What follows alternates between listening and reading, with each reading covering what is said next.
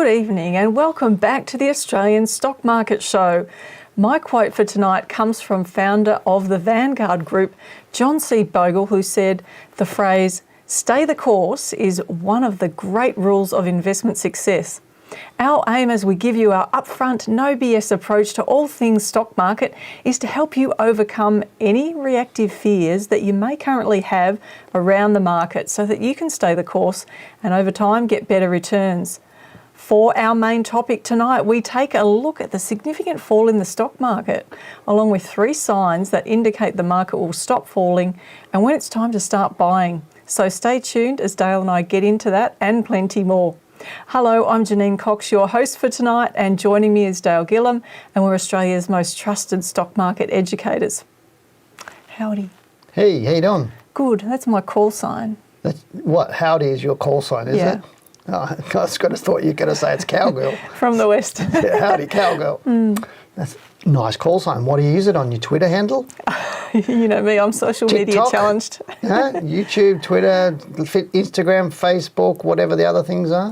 I've got a question for you. You got a question for me? Yes. Who's your favourite commentator or host on any show at the moment?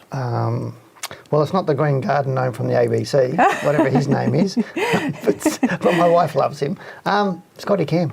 Oh, really? The Block. The Block, yeah, it's a good show, isn't it? I enjoy watching him. It's pretty really cool. Interesting. Look, I'd have to say that my favourite was Tikki Fullerton of the ABC on The Business. Absolutely loved that. Yep. But she's moved on from there, unfortunately. She was great. Well, let's move on from here too, otherwise we'll bore everybody. But Okay. Before we get into our first segment for tonight, again, we're going to take some live calls on the show. So if you do want to chat to Janine and I and ask us a question, then this is your opportunity to pick up your phone and call us now. The number you need to call is 0392909988. That's 0392909988. And to get things started, the first person to call into the show right now will get a free copy of my latest book, Accelerate Your Wealth. Now, Janine, I know you and I, we only got one caller last week, so we're super keen to chat to everybody out there. So make sure you pick up your phone and get dialing now. While we wait for you to call, it is the 3rd Tuesday in the month, and this means that we take a look at the sectors on the world market. So let's get into the charts. All right, on the screen there. You took the words right out of my mouth. Okay, we have the yearly watch list, don't we? We do. And what's interesting to you about this? Everything's red. Everything's red. Funny about that, isn't it? Not really, though. If we look down the list, we can see right at the bottom there is the NASDAQ Composite down 31%, Yep. NASDAQ 100, S&P 500, all the tech, all big numbers. So, that market has been really hit hard. Tech. That's all the big tech that's fallen so heavily in the US because of the S&P 500 in the top 10 stocks, I think, from memory, and please don't say, Dale, you don't know what you're talking about. I think there's about 5 or 6 tech stocks in the top 10 of the S&P 500. Right, so therefore... and that's what's pulling the S&P 500 down, but they're all in the NASDAQ too. I wonder what percentage now that the tech sector in the US hold. Well, it was about 20. Well, it used to be about 25% of the 23. S&P in that sort of bracket, and then when you add Netflix on top of it and something else, it was big chunk. But anyway, let's keep going. Okay. We digress. All right, I'm just going to jump to the top now. Straits Times Industrial Index, you often keep an eye out for what's happening in Singapore. The FTSE 100 is actually down 3.5%, so it's actually been one of the better performers, the FTSE, where it was the laggard, wasn't it, for so long? It was, but we're sitting in the middle there, around that 13, 14, 15% there. Yeah, 15%, the Australian market, so it's been hit quite hard. We're going to have a look at that tonight, so we'll get further into that. Obviously this is 1 January to now, not necessarily from the high that we had, which was, we had a high sometime in January, wasn't it? Was that January? I'm trying to remember the date. So we're going to look at any charts? Yeah, so the Dow Jones is actually down 17.7%. I think we should start with what the Dow's up to at the moment. I think that's really important because everybody's looking at the Dow. Yeah, okay. Now we'll just have a look and grab that chart there. I think that's it there. Yep. Okay, so we can see that when we last talked about it, it was actually down 12.6% and our market was down about 11.6%. And as we could see there, it's actually almost 20% Yes, since that high, which is not necessarily the calendar year. That's what I was saying. So, Yeah. but I wouldn't look. This looks like it's got further to fall, but I didn't think it was going to fall this sort of far. Well, it's interesting because they normally ring the bell when it hits 20%, and I often laugh about this. So, is it that we're going to wait to hit that exact 20% mark before they really ring? That everyone's talking about Quite crashes. possibly, but this is not as bearish as the S&P 500. It's more bearish simply because of the tech stocks in it. But it wouldn't surprise me to see this and other markets start to move up over the next week or two for a little bit. Well, what's interesting is actually if you look at this level here, and I'll just put the line across here, we're really close. not. It's close, but we're not through that. Yeah. So you'd expect it to come below that So level. that's the high prior to the COVID crash. Exactly. Okay. All right, so that's an interesting look at the Dow, but we're going to be looking at the Australian market a bit later as we get into the topic, aren't Okay.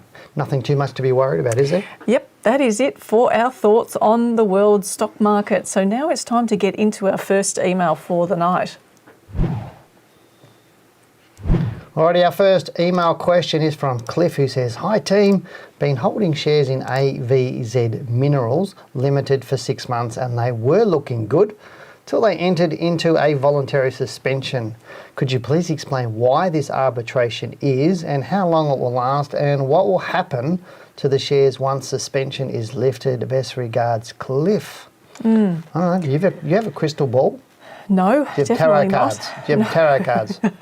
Do you just pick up the paper and read the horoscope? How am I supposed to know that? I don't know. Well, look, I mean, there were some announcements. So the best place to have a look is on the ASX website. Go there and have a look. Have a look on the company's website. Read anything you can about what's going on. You can also just Google it because it does come up under Google. There is some court action going on at the moment.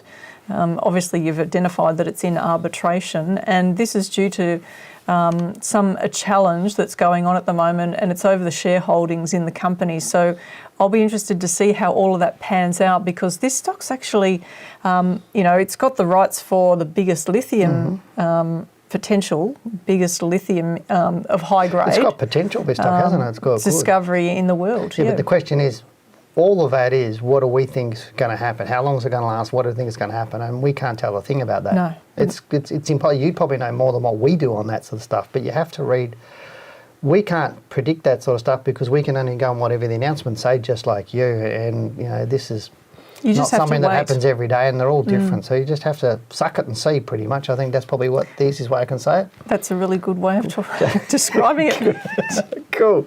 All right, well, we do have a caller on the line now. Welcome to the Australian Stock Market Show. Who have I got on the line? Dwayne. Sorry, what was your name again? Dwayne? Wayne, how you doing, mate? Where are you from? Perth, mate. Perth. Well done, well done. You've got a question for us today, Wayne? Yeah, mate.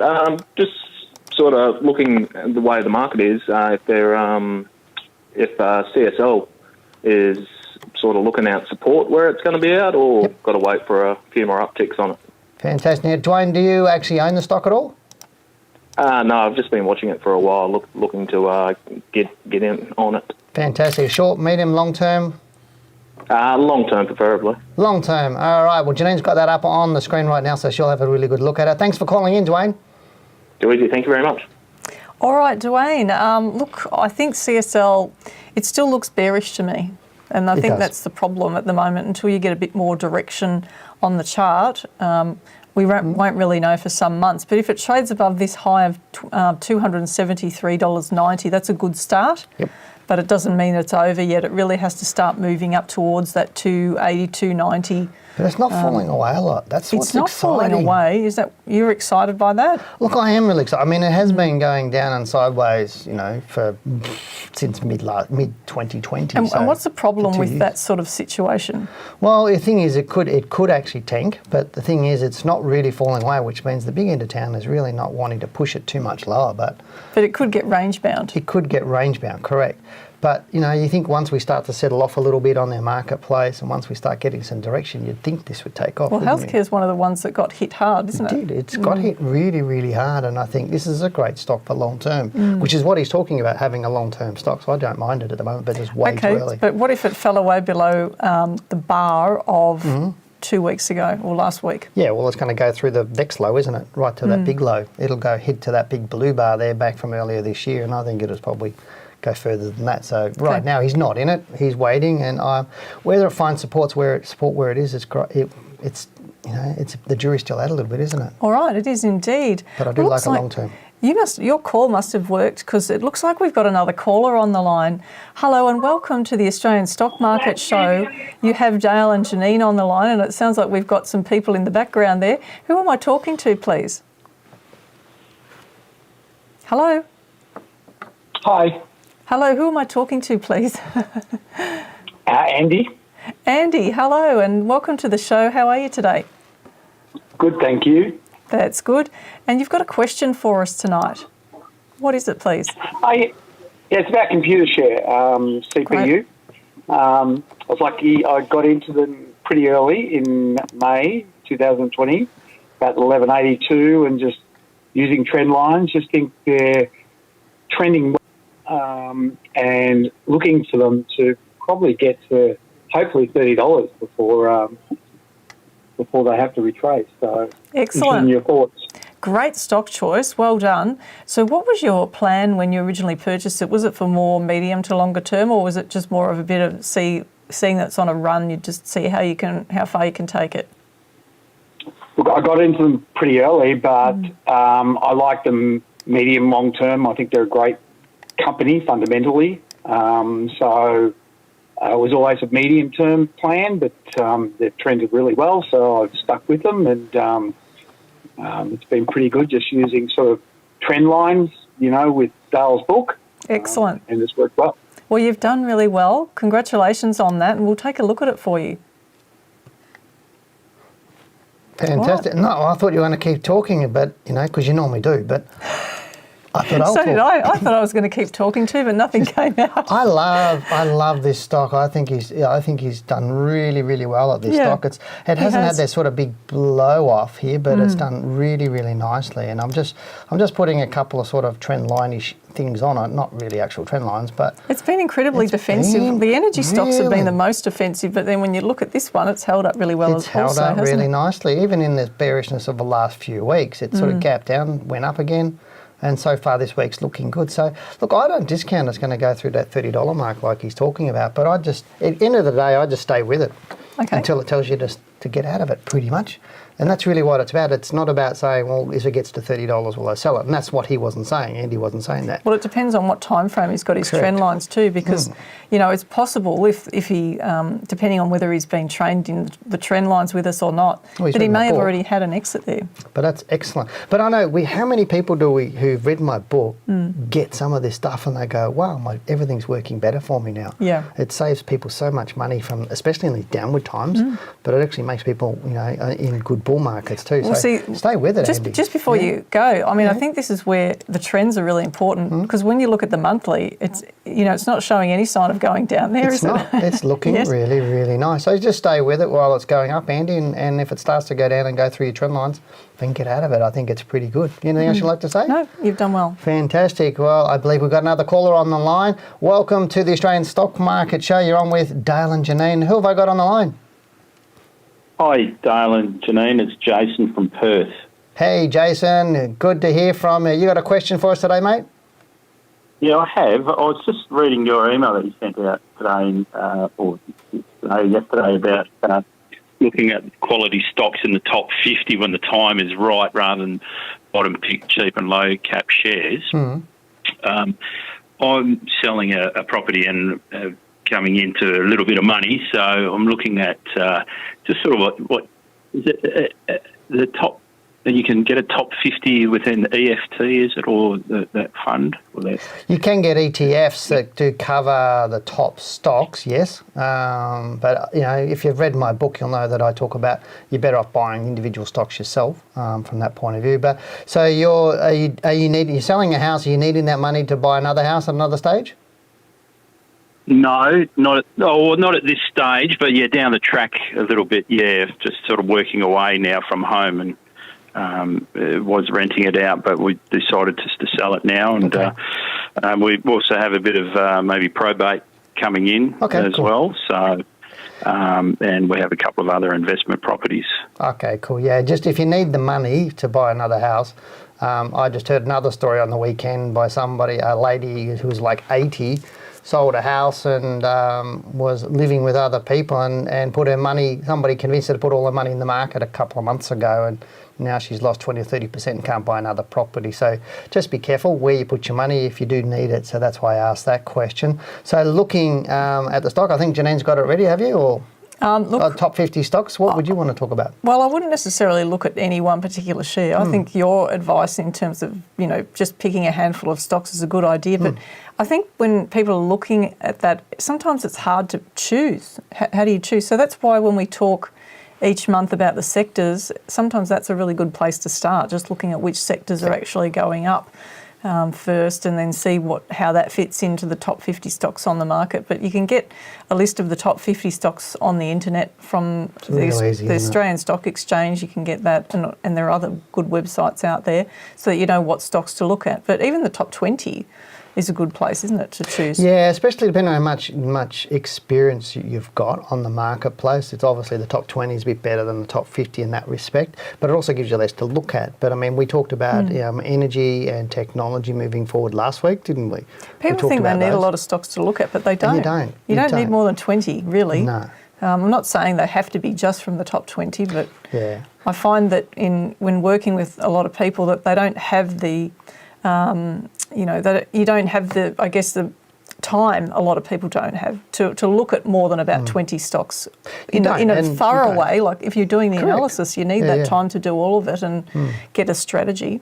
Yeah, so I mean, if you want to have a look at what we did last week, Jason, and that'll give you an idea of our sectors. We do that every single month anyway, so don't be in a rush to jump into the market. If you got, let's say you have all of that together gives you $100,000. Don't throw it all in the one day or the 1 week. That's not how we talk about investing. Just stage yourself into the market, find the shares that are starting to move up in that top 50, buy the really good ones, and you should be fine. But if you haven't read my book, get the book. It's still available for free on our website. You just got to pay the shipping. So, but do you want anything up before we move on? No, I think that's probably all we've got to say tonight. Okay. On that one. We have another caller on the line, which I'm really excited about. Look, I can hear them. There's a dog in the background. I've never had a dog on the show before. Just say That's welcome exciting. to the Australian Stock Market Show. Welcome to the Australian Stock Market Show. Who have I got on the line, please? Hello, who have I got on the line, please? Dave. I thought for a minute that we had a dog on the line, and it's just really unusual. Have you got a dog in the background? It was actually you guys in the background, so... it must have been Dale barking. He does that often.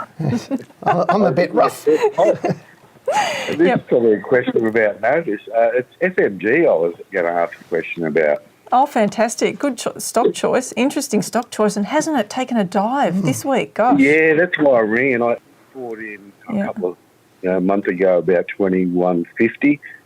And, I had a stop loss of $18. It hit that yesterday. So I sold yesterday, and then I've wasn't sure I'd buy it back. It went up, went back up today. It looks like it may have hit that recent bottom, perhaps. But I just wanted to get your point of view on your thoughts on the chart and where you see it heading. Well, I'm really excited about the fact that you actually took your stop loss. So well done in that regard. And it hurt a bit, but especially when you see it bounce back the next day. But anyway, you've got to follow your rules, don't you? Well, that's only one day, and sometimes the stock market does that. You get the exit, and then it just turns and bounces back up. But it's what it does after that that's important. So it still could go down, and we're just going to talk a little bit about that for you. Okay, thanks, guys. Have a good night. You too, mate. Bye for now. Bye. Okay, so FMG, one of your favourite stocks? One of my favourite stocks, but not on the top of the list anymore. Not on the top of the list anymore. Okay, why not? Because of this big sell-off that we've just seen. Yes. So it was actually looking quite lovely. So Dave was okay to buy it? Look, I mean, I think depending on his rules, there would have been some reasons to buy through that move that we've just seen recently, depending on what his strategy was. But, we saw, if I can just draw a line, now this is not I'm going to take one of your trend arrows. It might go crazy on me, so just bear with me. It's one of Dale's arrows. Yep, there it goes. It doesn't stop. So looking at that, you can see that it was just moving up a really nice line underneath those lows. Now it's broken below that. Yep. So it could try to push back up and get above that line in the short term, and it's how it performs when it does that that will be the real test, because it might not even get back above that line. And that's really the challenge for Fortescue's share price right now. But on the monthly chart, it looks terrible now.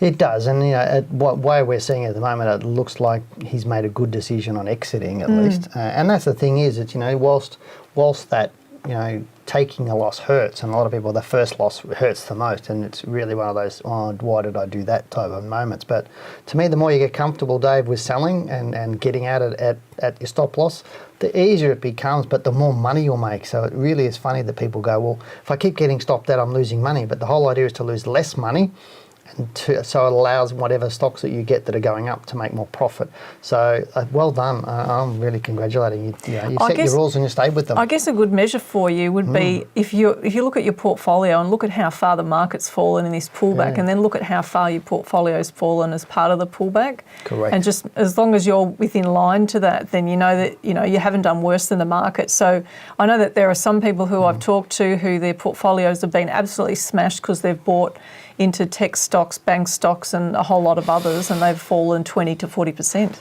Yeah, but Fortescue at the moment going down. Yep. Going down, it's going to be a while before we get a buy on that again. Okay, so hang tight, Dave. Our next email is from Martin. Hi, Dale and Janine. Having watched last week's show regarding energy stocks and renewables, it got me thinking about one of my most extensive holdings, can you say that? Renogen, an emerging helium and domestic natural gas producer which holds the rights to rich renewable natural gas fields with exceptionally high helium concentrations and LNG.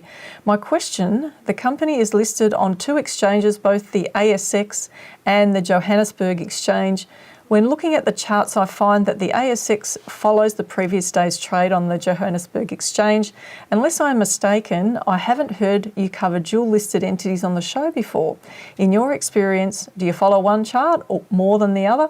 Or do you only look at the one chart, in this case, say the ASX, where the money is invested?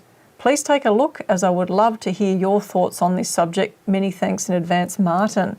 Really good question. A really good Thank question. you for that one. Oh, that'll get people's brains going, won't it? BHP was dual listed till recently on the London Stock Exchange and the ASX. News Corp's dual listed. There's a few stocks on our market. There's a difference between a cross-listing and a dual listing. There is. But yeah, you're right. BHP was a dual-listed example. Good one. So look, I mean, the answer really is that you stick with the chart on the exchange that you're on. That's really what we do. And I think it's great that you've observed that there's this difference between what's going on in the Johannesburg Exchange and then that the Australian one is following. So I think that's great that you've actually identified that, because that could help you. But that's really more for short-term thinking. If you're just trading short-term to want to know those sort of things. If you're more in it for the medium to long-term, then it's not as important. But it's just a good thing to keep an eye on, isn't it? Just to understand that difference and whether that could then cause gapping on the charts of the Australian stock and that overnight. Yeah, I mean, that's sort of what happened with BHP. You had that little gapping and things like, because it was an overseas, it was dual listed and everything else. But you took the words right out of my mouth. It's interesting to know, but irrelevant unless you're sort of intraday trading and you're trying to trade on the arbitrage and gaps and things like that. It's probably not worth you knowing, because what you'll find on the Johannesburg Stock Exchange and the ASX is both listings will follow exactly the same trend, so they'll be very, very similar how they unfold. And so it's just, you just study the Australian one. That's all you need to do. I've got the chart up there, but I don't necessarily see. You can have a quick look at it. Or did you want to make a comment on it? No, I'm just allowing you to. Because you love the chart, so you got to get your hand on the chart. So go for it. You brought it up. Oh gosh. All right then. Look, I mean, at the moment, I can see that there's a huge level of resistance for this stock, somewhere around that 360, 380 mark. Yep. It really needs to continue up. Obviously this week it's down. Yep. And if it takes out this low, I think, looking for the downside and thinking about what the risk is, it could continue to fall away. If it starts moving back up, say above 370 or thereabouts, then we could see it move up to challenge that high. But it's looking all right.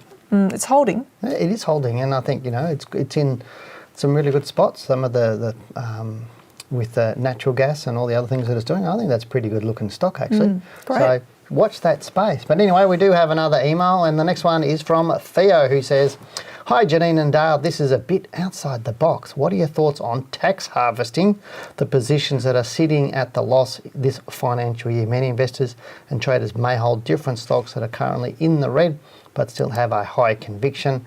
Is it worth considering selling before the end of the financial year, banking the capital loss to use on future gains and re-enter the position in the new financial year at a better price? That being said, if they do continue downward, creating a better buying opportunity, much appreciated, Theo." Theo didn't watch our show 2 weeks ago, did he? I don't think so. I think Theo should watch our show from 2 weeks ago, because we answered exactly that, didn't we? We did. So, look, just to give you a Give him round some up. homework. Oh, come on. Just to give you some rounding on what we talked about, short version. If I gave it to Dale, he'd probably get the long version. So I'm just going to give you the quick one. And that is, we don't believe in selling off stocks before the end of the financial year just to bank a loss, so that then you can potentially offset that against some future gain or a gain in that year. It's more about looking at the strategy for the stock, having a strategy for one, and then seeing whether it fits with the strategy, not just selling, and always looking to see what's happening on the chart and following rules, really. And that was the short answer, Theo. You're giving me a hard time now, aren't you? Hey, I'm not trying to tell you anything. Just go and watch the show from 2 weeks ago, Theo. But Janine, I do think it's time we get into our topic for tonight. Now, with tonight's topic, we are going to share with you what occurs when a market stops falling and commences a recovery.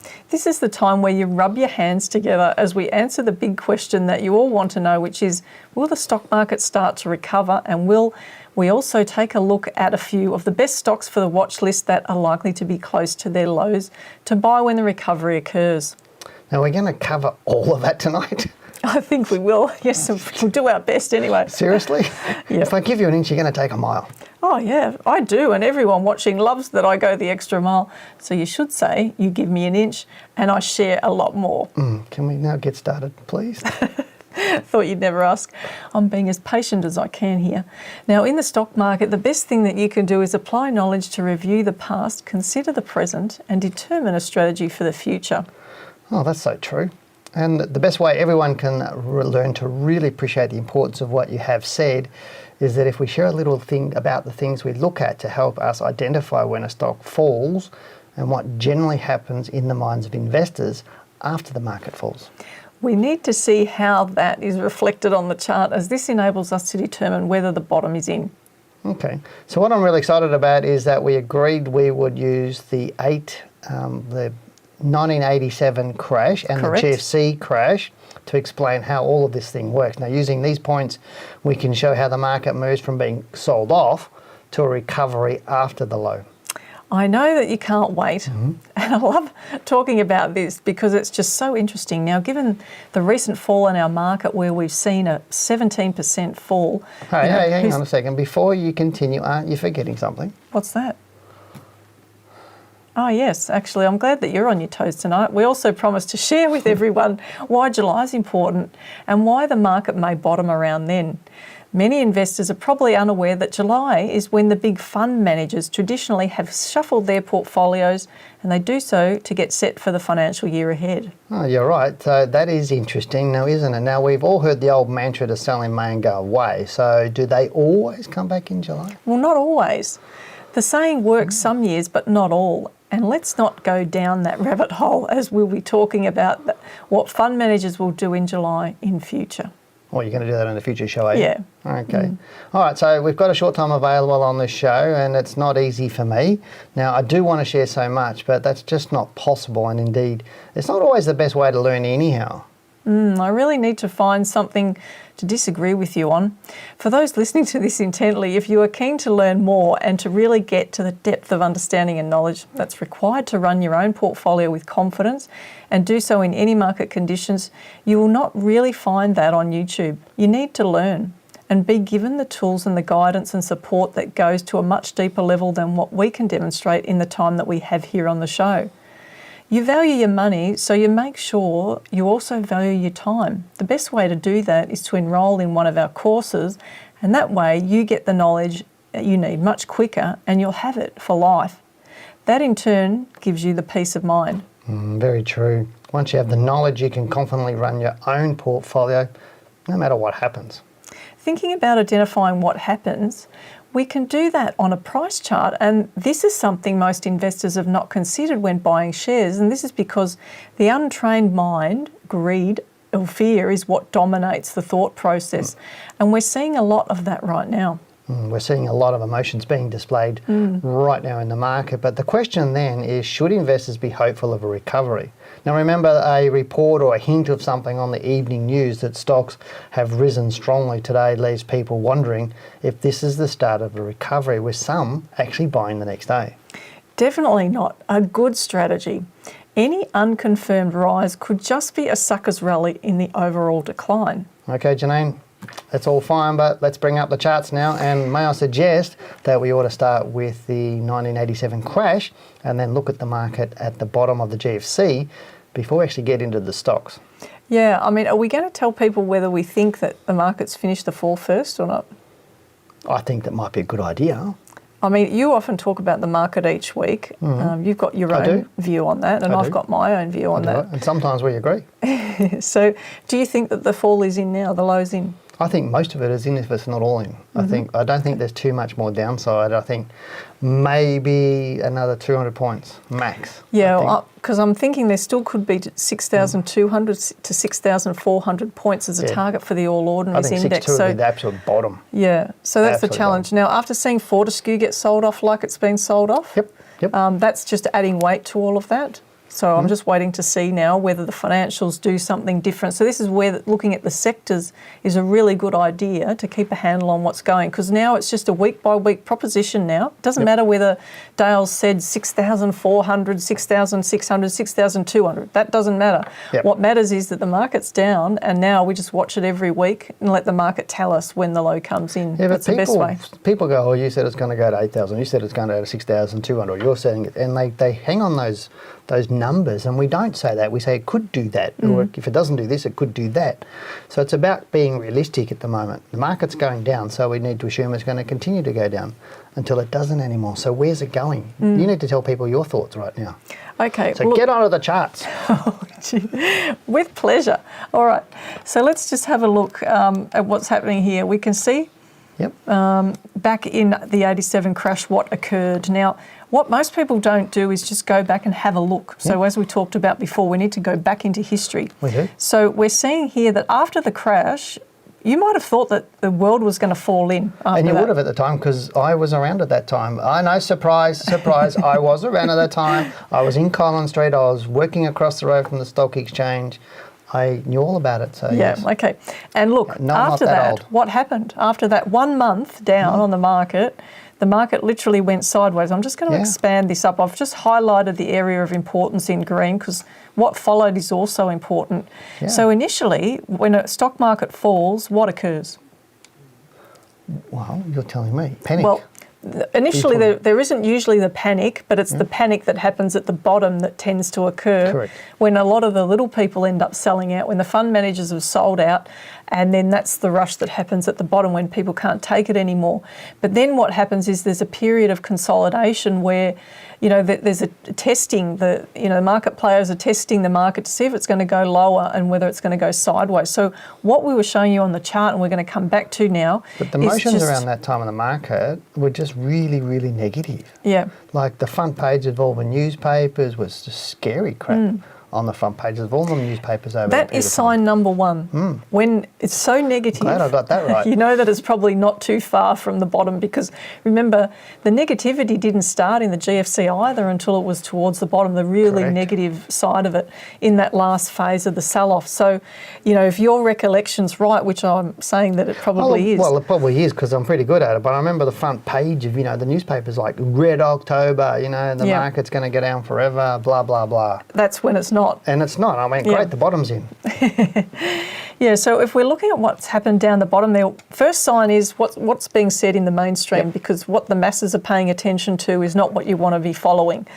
So the second thing is what's happening on the chart, and you can see here that the bars are actually showing after that okay, the market went down further initially in that month following in November, Yep. but then it closed up and then went sideways through there, didn't it? So It's the closes finding and some the support, opens yeah. were all the same, and that following month it started to go up. So there could have been people saying the market was going up well before that, but not until the month of March did it really start to Generally, move. you get into the no news then. Yeah. After a little bit, you get bad news, then you get no news, and then the bounce starts to happen. Because after about 5 or 6 months, that market was up 50%. Yeah, yeah. So let's move on. Otherwise, So we won't get let's everything. just have a quick look at the GFC now. Yeah. So because we told them we'd cover that as well. So what happened? A similar sort of thing happened at this bottom here of all the significant falls. We saw the big sell-off in a couple of months. So the big sell-off generally lasts 2 or 3 months in a normal market. This is when there are all-time record numbers of people exiting managed This funds. is when all that. massive doom and gloom, and all the people who were trying to hang on ended up selling out at the bottom. And then we saw some stability happen in December. And then the following month it went down again. So they would have been talking it up again. Correct, they were. And then it just went sideways from there. But what we can see here, and this is So all much about doom and doom. this is all about bar analysis, isn't it? Correct, which and is we what we do teach in this our basic course. in our trading mentor course, and it's also covered in our diploma course as well in our short course. But this is where you actually are able to identify reversals happening. So understanding that psychology in the market has reversed by looking at the bars tells you that's the start of it. So that's number 2 that we're talking about on our list. And again, the market bounced very heavily after that. Yeah. So, where are we at the moment? Well, Nowhere near we're it. still part of the fall. We've just come through that phase. We've got everyone's talking about the end of the world. This is the major correction and all that going on. So, we're getting closer, like Dale says, to the bottom, but we don't know that yet. So we've just got to wait for the next lot of signs, which we will keep informing you about. But it's also the percentage fall on the market. We don't even have a crash until we hit 20%. And most of those corrections occur somewhere between 20 and 25%. Typically, those. I don't think a crash is crashing until 30%, because 30% falls normal on lots of stocks. 20 to 30%. Yeah, it's normal. That's pretty. So why would that be an abnormal event? So, I mean, a crash is an abnormal event. So there are 3 things but to anyway. really keep an eye on, and we'll talk more about that as we go ahead. Okay, so where are we going now we're going to look at the spaghetti chart. Now, I'm not talking pasta. Even though I like pasta, I'm talking about the stock market, and we've got the sector charts here. We haven't shown this for ages we when we haven't. talk about the sectors, but you can see here that whoever watched our show last week when we talked about the sectors in the table, and we showed you which are the best performing sectors and which are the worst, and which are the ones that we're keeping an eye on. This chart gives a really good filtered view. Filtered view of what's actually happening. So you can see here info technology's been sold off heavily, consumer discretionary, healthcare and financials. They were the 4 at the bottom that we were looking at. The ones that were doing well and have only recently been sold off and could still do well are utilities and energy at the top. So these graphs are showing you that everything's pointing down short term, and this is something to keep an eye on as well. So we'll talk a little bit more about this as we go through the following month. Each month we'll update you on this sort of thing. Okay, so that's the sector chart, so that's something to keep an eye on. Now, the individual stocks that I'm looking at the moment are Wesfarmers. Yep. Okay, so we talked about consumer discretionary as being an area to watch. This has got exposure. I'm not saying this is in that. It's got exposure to Bunnings. You know, can I add a 4th one to your 3? Go for it. Is if you watch the top 20 stocks and look at charts of the top 20 stocks, they will tell you when a bottom's in. Yeah. Because you're looking at the chart of them and you'll actually see signs, because they're the ones, the top 20 stocks are how much of percentage of the All Ords is like 40, Significant. huge, massive. And if they're starting to turn your BHPs, your banks, all that sort of stuff, Yep. and you'll see signals on that bar analysis that you were talking about, they tell you. Absolutely. And I'm really excited about some Well, of those that's why top we look at the sectors, because the sector charts are actually the things that are dominated by those big stocks in the top 20. I'm excited about some of those big stocks at the moment. Excellent. And look, Wesfarmers I particularly like. I mean, it's been sold off so heavily, but we should get an opportunity for that one. Yep. Commonwealth Bank is another big one that I really like long term. When you look at some of the previous falls, like the GFC and the fall that happened through the Royal Commission, this is nothing so far. Do you think this has been oversold at the moment? Look, I think it's a natural level that it's come back to, and whether it's been oversold, only time will tell. Top 20 on it. stocks, looking at the current weekly bar, just zoom it up a little bit so you can see what we're talking about. Look at that. It's closed on its high so far the first 2 days of this week. So it's not too bad, eh? Yeah, If we it don't holds know. up, I we mean, don't know. Commonwealth Bank could be one of the ones that comes out of it first, but there's still another level below, just below where it's trading at now. Yeah. Well, then we've got Xero. Technology Stocks. So we said the technology sector had been sold off heavily, so now we're looking at an opportunity there. We think this is really nice, good trending stock, and maybe a really good opportunity at the right time. Well, it's slowing down. You had some big moves through here, but then these moves are slowing down, aren't they, really, at the moment? So you've got to look at those sorts of things where it's slowing down to the bottom, where it's starting to find some support. Yeah, exactly. So there's a few things, but there's a few of these bigger.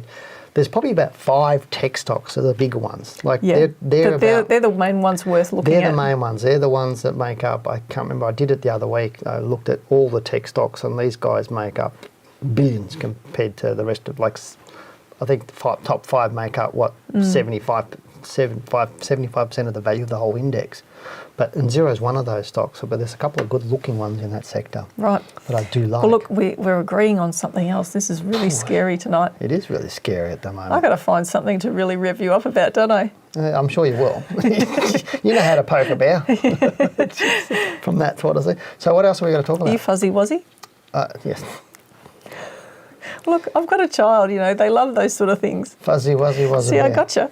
Okay. I knew I would. Fine. Do you have more to say? No. Okay, so I can summarise what's happening? Yes, you can. Okay, so at the moment we think the market's almost where its low is going to be in, but it could be, and maybe another couple of 100 points. And as I said, both of us said independently of each other that we thought 6,200 would be the absolute max our market would fall to, which is not too much further below where it is right now, but it could find some support fairly soon. But we do want to see it bounce, but don't jump early. This is about a patient waiting game, so please just sit back, watch, look at the top 20 stocks to make sure you see them moving before you jump into it.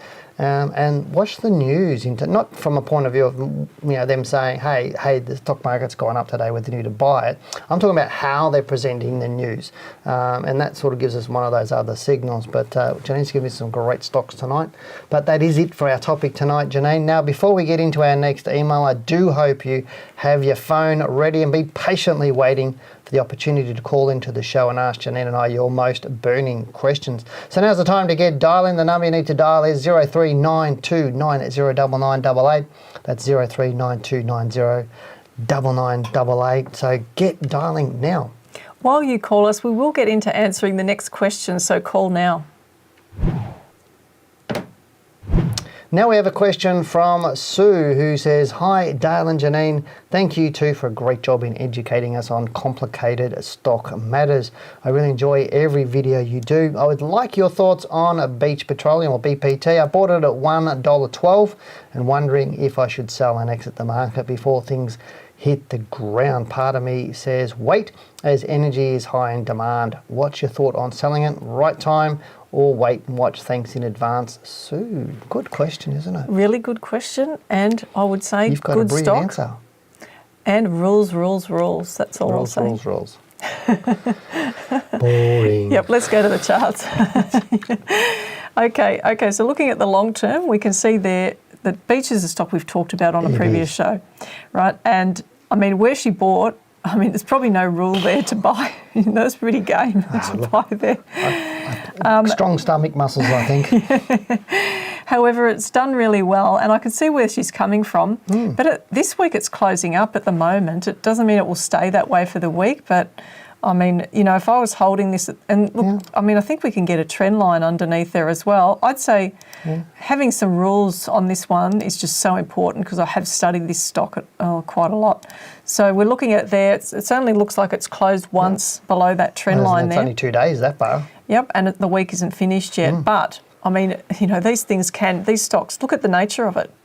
The nature of this stock is that it can move really fast. It can. So, that's where the rules are really important. But I'd probably be a bit concerned about it if it started to head back below the low of this week is 155. If it was really below that pushing. already, isn't it? Oh, you're talking about but the it's close. closed up, you see. Okay, so, the close you're talking about. Yeah. Okay. So, it may recover. We'll give it a chance. Give it a chance, but don't panic yet. That's what you're saying. That's what I'm saying. Okay. Before I get into the next question, We've got some really good questions. If you're listening to this YouTube live stream as a podcast, then we would love your help, and that means giving us a 5-star rating and writing a nice review. Now let's share the next question, which is from Nicola. Hi Dale and Janine, thanks for your great show. I'm after your thoughts on Origin. I bought it on the week ending 11th of February for $6.11. I have a 15% stop loss and I'm thinking of getting out if it closes lower than $5.47 this week. What are your thoughts? Many thanks, Nicola. Wow, Nicola, thank you for writing into us. Really appreciate it. Good to see more ladies writing into the show. It is very good. I think they should call in too. Call in 92909988 and Janine would love to chat with you, especially if you're a lady. All right, so shall we get into that? Absolutely. All right, so the next one on our list here that I'm looking at. Origin. Now we can see that the price was $6.11 on the 11th of February 2022. If I've got that right. And since then, the stock's come back below that. Now, it got sold off so heavily, didn't it? It dropped 15% in a week. Who'd have thought that the stock was going to do that? You know, I mean, it did provide an exit strategy, and that's something to just bear in mind for the future.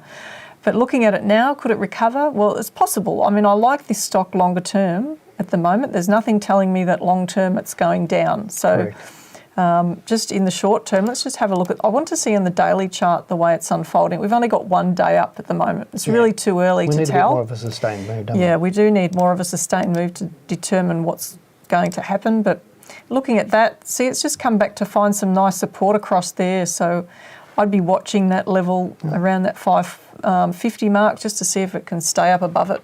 Okay, so nothing to panic about at the moment, or just what do you... Well, the important thing is that she's got the stop loss in place. Okay. So in the 15% stop loss, and I don't see anything wrong with that. I think it might end up holding her in there. Yeah, and these are the times where you really do, your stop losses are going to get triggered, you know, for some of the stocks. If you've got a great portfolio of good stocks, some of them will get triggered, some of them won't. Some will float down to near your stop loss and then start to move back up again. So it's about being rational and dispassionate about what's going on, not just making knee-jerk reactions, because often people start selling out just before the market turns. And I'm not saying that's exactly going to happen right now. You may end up getting stopped out of this stock, but hey, it's all a learning curve at the moment. But, you know, Janine and I are not too worried about it. We both like this stock. But we do have another caller on the line, Janine. Welcome to the Australian Stock Market Show. You're on with Dale and Janine. Who have I got on the line? You've got Sally on the line. How are you? Sally, it's fantastic to hear a lady's voice, and Janine's jumping up and down over there excited. That's great. Tell Janine I'm coming on that cruise with it. Oh, yes, please. Let's go. Pick a comedy one. Yeah. Oh, absolutely. I went on a comedy cruise before we got locked down. I loved it. It was really a lot of fun. But we went circling around in Bass Strait. It was very rocky. So, I don't know about that. All right, enough of the jokes from Dale. You've got a question for us? Yeah, I have. I would just like to say to everybody, I'm a student and I think everybody should do it before touching the share market. So I'm very grateful for everything I've learnt. Thank you. So a big thank you to both of you. And also I would just like to ask a question about when you're looking at one of Janine's favourites in BHP and you're looking at the historical side of things. Yep. When they change their business somewhat with what they're doing now, how does that play out when you're looking back historically at a chart? Yes, because obviously they're divesting their oil and gas and things like that, so it is changing the makeup of BHP. Really great question, and I'm sure Janine's got an even better answer for you, haven't you? Yes, look. Thank you for calling.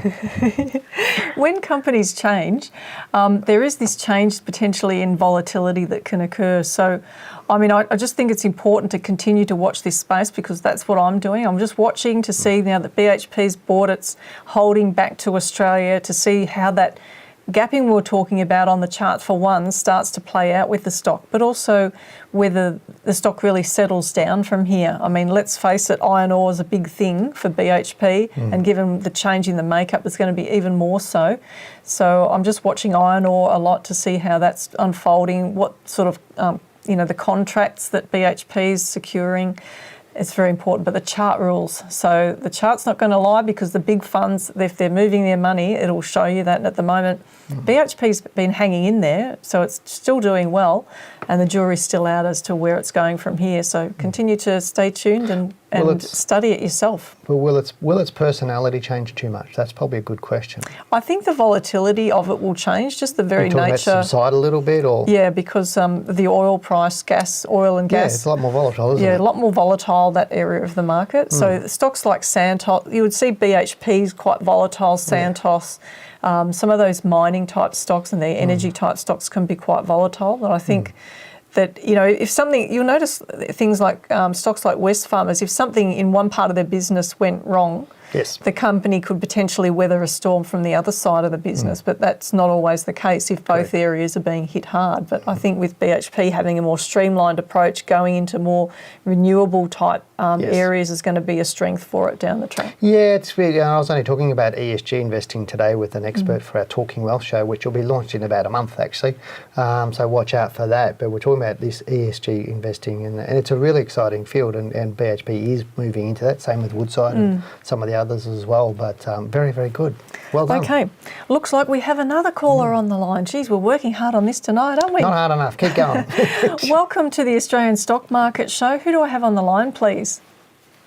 Hi, Janine. This is Ricky. How are you? Oh, good. Good to talk to you, Ricky. You have and hello to Dale as well. Hello to Dale as well. Thank you, Ricky. I'm glad I'm still here. Ricky. Yeah, love your show. I love your show. I watch all the episodes, on YouTube every time you put something there. And today I just wanted to maybe ask you about a stock I hold for a while. It's been 5 years. It's a lithium junior. It's AGY, Argus Mineral. And just, if you could look at the chart and maybe give me some advice if I should hold it, sell it. It's been 5 years. It went up and recently coming down. So I'm a little bit, not happy with the performance. So could you please look in the chart and tell me how it looks?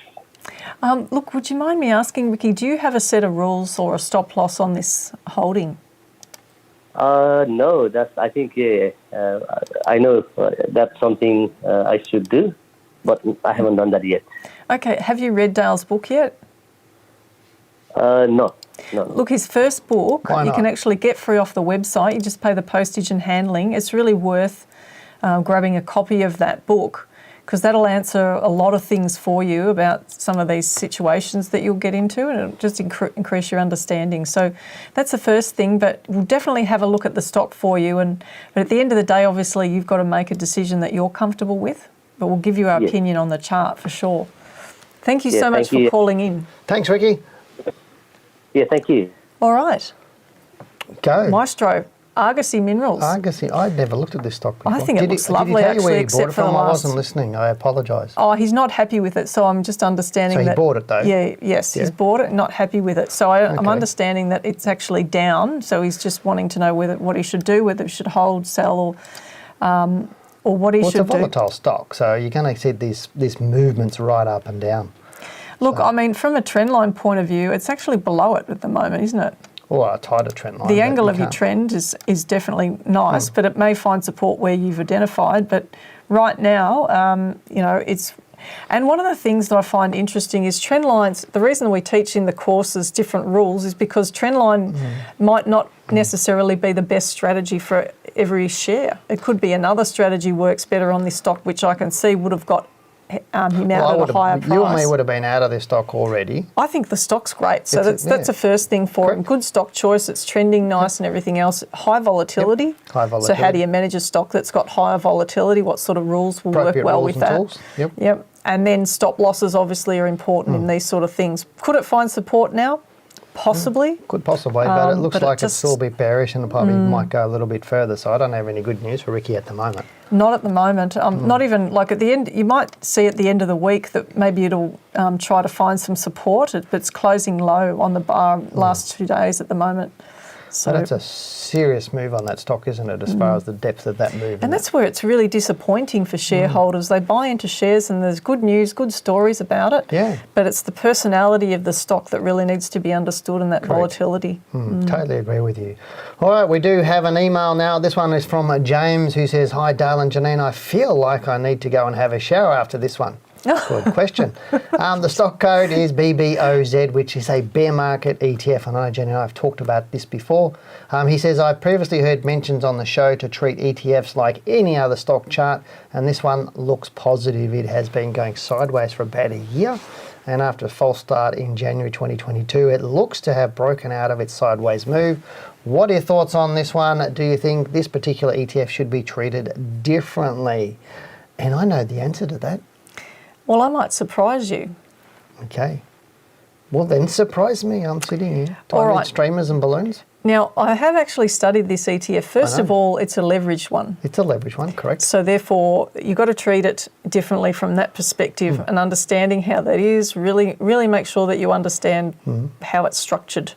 The second thing is that it doesn't behave exactly inversely like the market. Yeah. Yeah, And correct. that's the other thing. So people can get caught on that because you can be looking at the market and think, okay, the market's now going down. I should be able to make some good money on that. But the trick is actually the rules that you use to actually get into it. And it's a really quick proposition because you know that the market goes up in stairs and down in elevators. So that's telling you something straight away in terms of a strategy on this, because this is all in reverse. It's just the chart flipped. I'm just going to show you what this would look like if we flip the chart. Yep. Where's the invert? Oh, now I've got to find it. My whole drum roll's gone. Well, it is oh, no, gone. it's disappeared. I was going to invert the chart, and I actually did turn it around. Just turn the laptop unfortunately. upside down. No, I'm not going to do that. Won't work. But if you invert the chart, it does look different to the market, and that's correct. the point. So, but right now, if you'd taken a trade on this one and you're in it, then you're in a profit. But you know, the chances that it will come back will depend on what the market does from here to a degree, because the market could, like Dale says, find support temporarily, and we could see that move down on BBOZ. And it also depends on whether you're trading this for the point of view of obviously getting a capital gain or as a hedge on your portfolio too. Because if you're using it as a hedge on your portfolio, there's different rules again. That's right. And you need a tight stop loss on this thing. Correct. Because it's not a simple thing to master. And it's been down for so long. So the thing with charting is you need a chart that's going to show you the ups and the downs. This chart's predominantly down. Okay. It's So good the for answer short is term. yes, it's different. Good for short term, I'd say. Okay, cool. That's it for BBOZ. All right. Our next email is from James. Hi, Darren. I have a few questions surrounding how the Darren, ISO... who's Darren? Who is it? He said, "Hi, Darren." Who's Darren?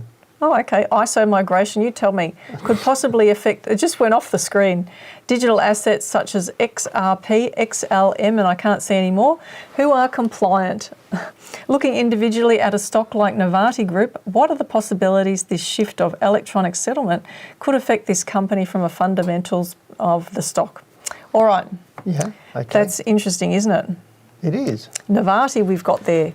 On the screen, you can see that this stock has just been sold off so strongly. As far as the ISO rules and how all that's going to affect it, I don't know. I don't know. It's like, I mean, that's just, all of that is just how financial institutions around the world talk to each other and send information around. Well, look, if everybody has to comply to it, you'd think it's going to affect everyone in the same way, or every stock that's in that area. That provide the services around all of that, but you know how it I don't know. Go and read all. I think if we just look at the chart, that's going to tell us what we need to know anyway. Yeah. So at the moment, regardless of that change, this stock is actually falling heavily. So you know, it's not showing any signs at the moment that it could turn around. Yeah. I think, you know, there's a possibility that it could come down and test this low here in March 2020. So just imagine that. COVID's hit. This stock is actually traded. Let's have a look at the percentage. And I don't know why it's actually done this. I haven't followed all the news on it, but if you want to do the research, that's probably the thing to do, is go through it, look at all the announcements and look at what's actually gone on, because this stock rose 845 off the bottom and then's come back almost to the same level. Yeah. So not a buy and hold. None of these sorts of stocks are really good buy and hold. But What this does would, that tell you about the liquidity of this stock and what's going on? this would have been the liquidity's quite low. This would have been a good stock to trade though, because it did take off, and it does actually move really fast for a couple of months, and then that's it. You don't trade it anymore by the look of it. Yeah, by the look of You it. just walk away. I mean, obviously there's not a lot of data on this stock at the moment. Well, so- you've got, what's that, how many years? 8 years or something? Yeah. So that is enough. But the point is you don't have any extended trends. You can see here that the stock might go up for 5 or 6 months. Here it went up 3 months. Here it went up, 4, 5 months. And that's it. So you're only able to trade it short term, and Yep. that's really the message until it tells you otherwise. Okay. All right. Well, that's our thoughts on NOV. Now, I want to thank everyone who's taken the time to comment in our YouTube comments or has taken the time to email us. We really do appreciate your feedback. If you've been asking us questions, but now I want to ask you a question so that we can help you. And my question is, what would help you most to get what you want from investing? Write your answer below this video in the comments section. If you're listening to us on a podcast, you can still send us an email with your answer. Before you do, give us a 5-star rating and review on whatever podcast app you are using. If you've enjoyed tonight's show, give the teams a really big thumbs up. That means click the like button underneath our video to let the team know that you've enjoyed the show. If you want us to answer your questions, then watch our show next Tuesday between 7 and 8 p.m. Pick up the phone and give us a call, as we'd love to chat with you. If you are not able to watch live, you can email your question ahead of the show. You do this by sending your email to info@wealthwithin.com.au, and please remember to include Wealth Within Live in the subject line. We really appreciate your support to the show, and you can do that by subscribing to our channel and hitting that subscribe button now. Well, that is it for tonight's show. We do hope you enjoyed what we presented tonight. We've so enjoyed receiving all of your emails, and thank those who called into the show. We really love the opportunity to chat with you personally. As always, thank you for joining us, and we hope you have a fantastic week. But for now, goodbye, good luck, and good trading. Bye for now.